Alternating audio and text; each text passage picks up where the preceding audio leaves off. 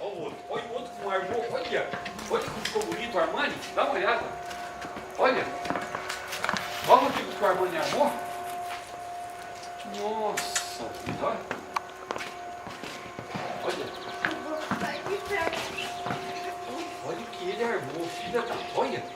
Olha que bonito. Nossa.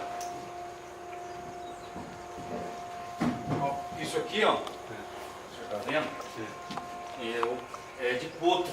Quando tá chegando perto da mãe e fica. É? Só que agora vai ficar. Só um minutinho, vou tirar ele daqui.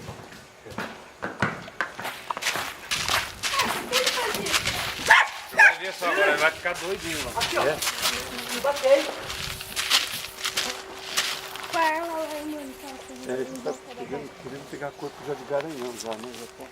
Por que o Armani fica assim? Que briga.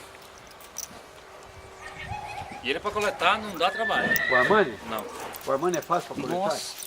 Que bom, hein? Botou o manequim, foi acho que 3 ou 4 coletas dele já. É? Ele é muito moleque, ó.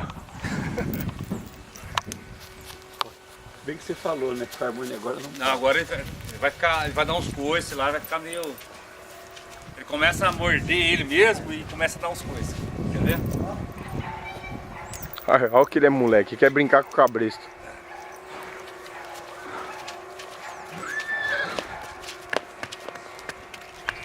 Ele tá sem ferradura, pai? Tá.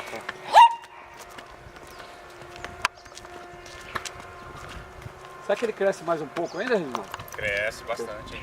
É. Ele tá com 2 anos e... Fez 2 anos agora, dia 25 até os 3 e 3, ele cresce ainda.